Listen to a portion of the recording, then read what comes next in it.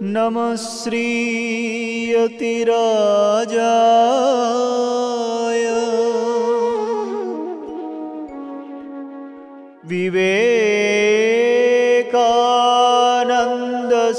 विवेकानन्दसूराय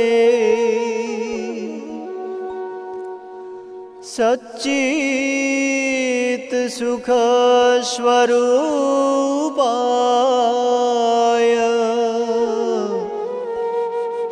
स्वामिने तापहारिणे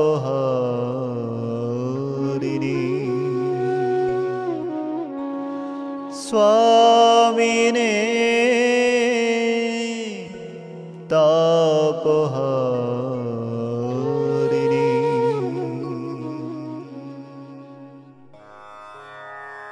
অধ্যাত্ম পিপাসু প্রতিটি মানুষের কাছে যুগাচার্য স্বামী বিবেকানন্দের পত্রাবলী অমূল্য সম্পদ রূপে বিবেচিত।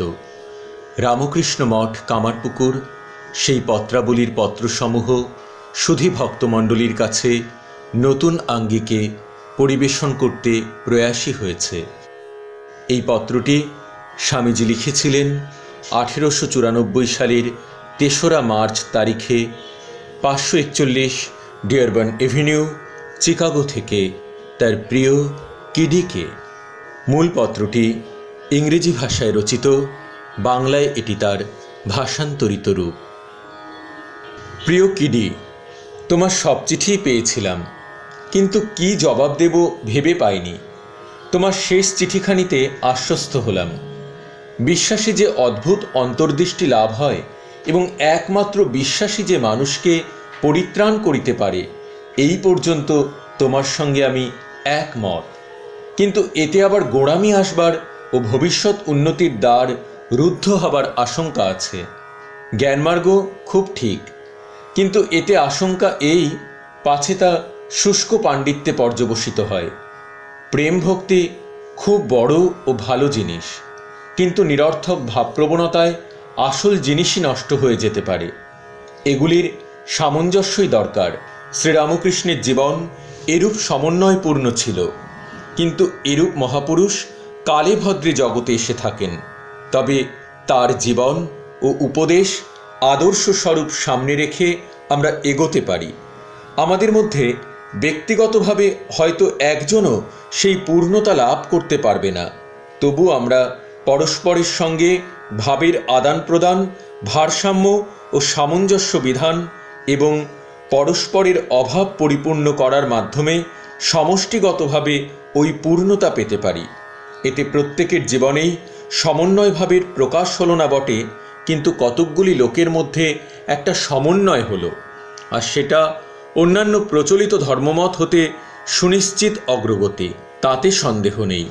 কোনো ধর্মকে ফলপ্রসূ করতে হলে তাই নিয়ে একেবারে মেতে যাওয়া দরকার, অথচ যাতে সংকীর্ণ সাম্প্রদায়িক ভাব না আসে সেদিকে লক্ষ্য রাখতে হবে।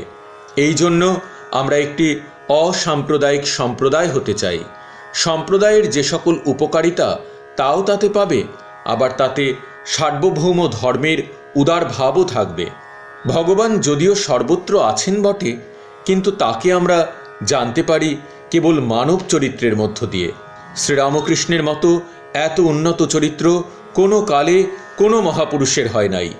সুতরাং তাকেই কেন্দ্র করে আমাদিগকে সংঘবদ্ধ হতে হবে, অথচ প্রত্যেকের তাকে নিজের ভাবে গ্রহণ করার স্বাধীনতা থাকবে। কেউ আচার্য বলুক, কেউ পরিত্রাতা, কেউ ঈশ্বর, কেউ আদর্শ পুরুষ, কেউ বা মহাপুরুষ, যার যা খুশি। আমরা সামাজিক সাম্যবাদ বা বৈষম্যবাদ কিছুই প্রচার করি না, তবে বলি যে শ্রীরামকৃষ্ণের কাছে সকলেরই সমান অধিকার, আর তার শিষ্যদের ভেতর যাতে কি মতে কি কার্যে সম্পূর্ণ স্বাধীনতা থাকে, এইটির দিকেই আমাদের বিশেষ দৃষ্টি। সমাজ আপনার ভাবনা আপনি ভাবুকগে, আমরা কোনো মতাবলম্বীকেই বাদ দিতে চাই না, তা সে নিরাকার ঈশ্বরে বিশ্বাসী হোক বা সর্বং ব্রহ্মময়ং জগৎ এই মতে বিশ্বাসবান হোক, অদ্বৈতবাদী হোক বা বহুদেবে বিশ্বাসী হোক, অজ্ঞেয়বাদী হোক বা নাস্তিক হোক। কিন্তু শিষ্য হতে গেলে তাকে কেবল এটুকু করতে হবে যে তাকে এমন চরিত্র গঠন করতে হবে তা যেমনি উদার তেমনি গভীর। অপরের অনিষ্টকর না হলে আচার ব্যবহার, চরিত্র গঠন বা পানাহার সম্বন্ধেও আমরা কোনো বিশেষ নৈতিক মতের উপর জোর দিই না। এইটুকু বলে আমরা লোককে তার নিজের বিচারের উপর নির্ভর করতে বলি।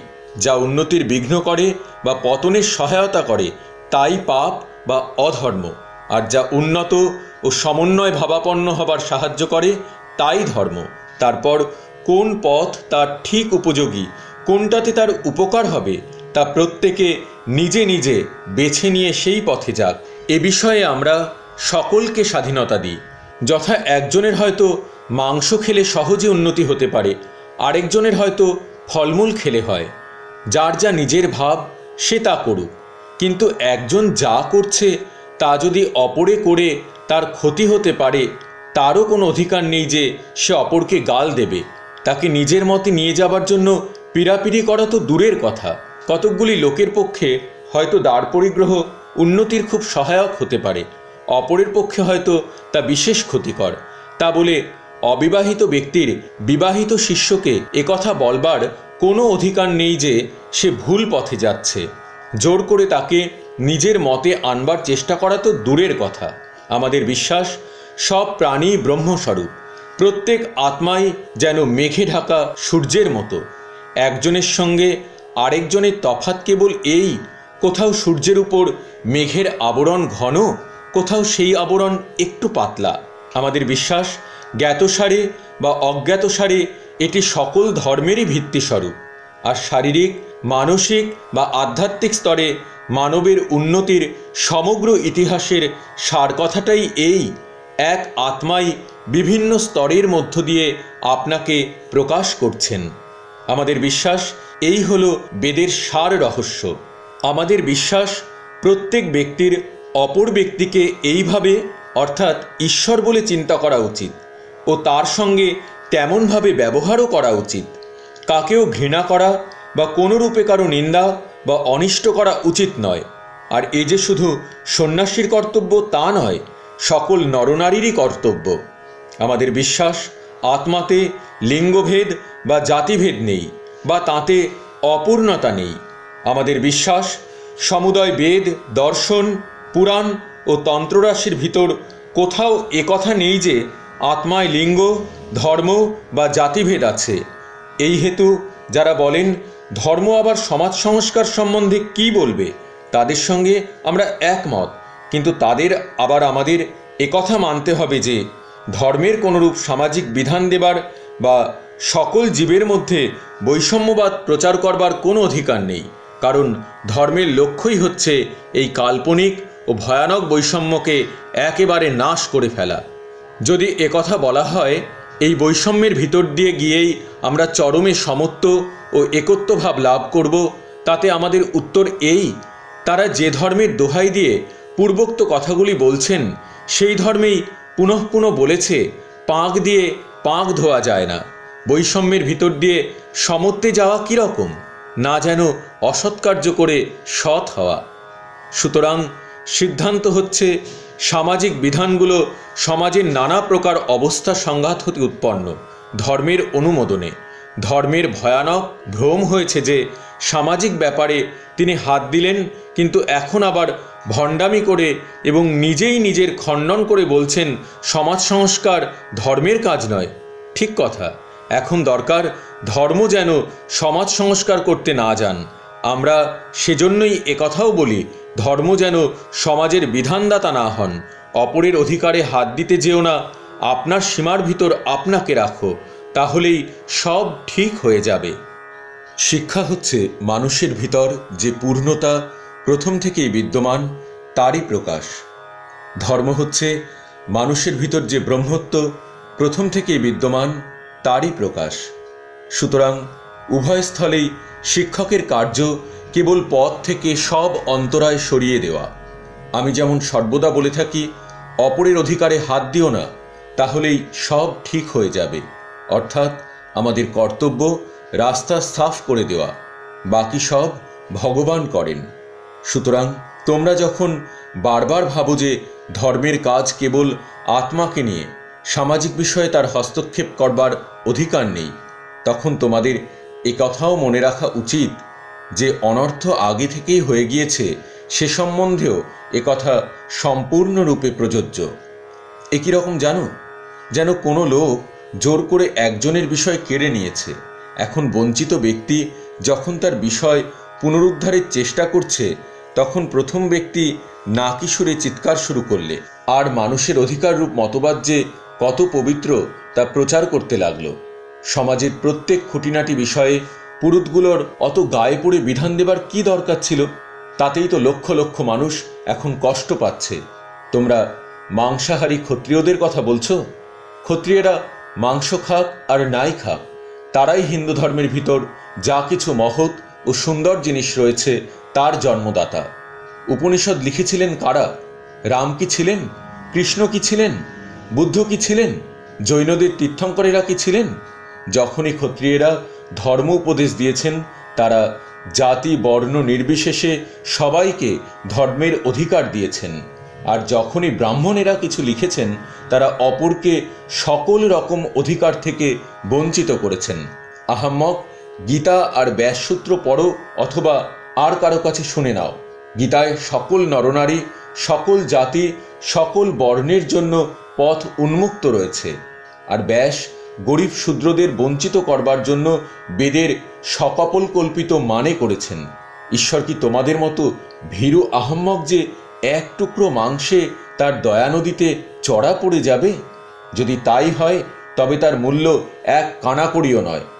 যাক, ঠাট্টা থাক। কি প্রণালীতে তোমাদের চিন্তাকে নিয়মিত করতে হবে এই চিঠিতে তার গোটাকতক সংকেত দিলাম।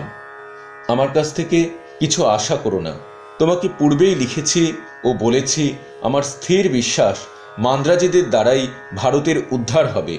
তাই বলছি, হে মান্দ্রাজবাসী যুবকবৃন্দ, তোমাদের মধ্যে গোটাকতক লোক এই নূতন ভগবান রামকৃষ্ণকে কেন্দ্র করে এই নূতনভাবে একেবারে মেতে উঠতে পারো কি?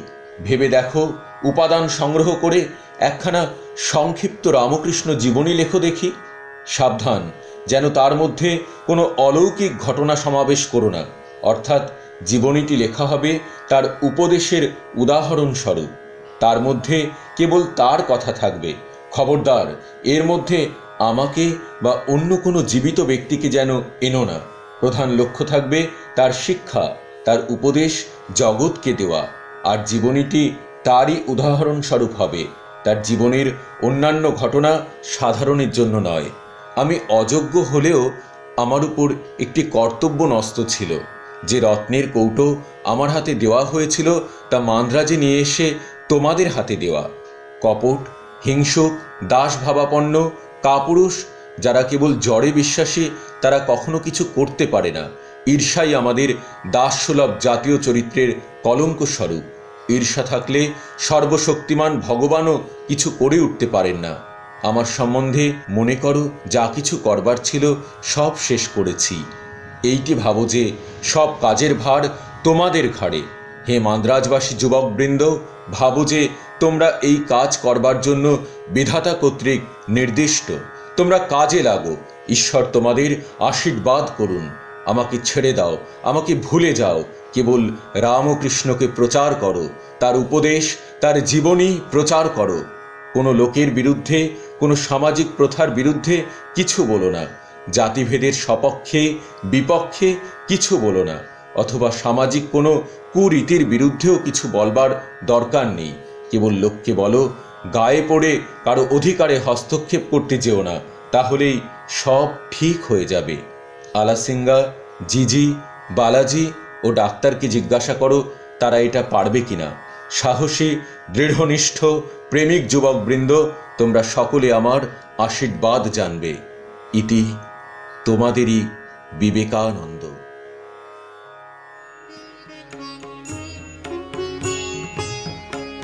যেই শিব সেই জীব, যেই জীব সেই শিব, যেই শিব সেই জীব, যেই জীব সেই শিব। শিব ভিন্ন নহে জীব যথা জলে বিম্ব ফেন শিব ভিন্ন নহে জীব যথা জলে বিম্ব ফেন শিবময় এ সংসার।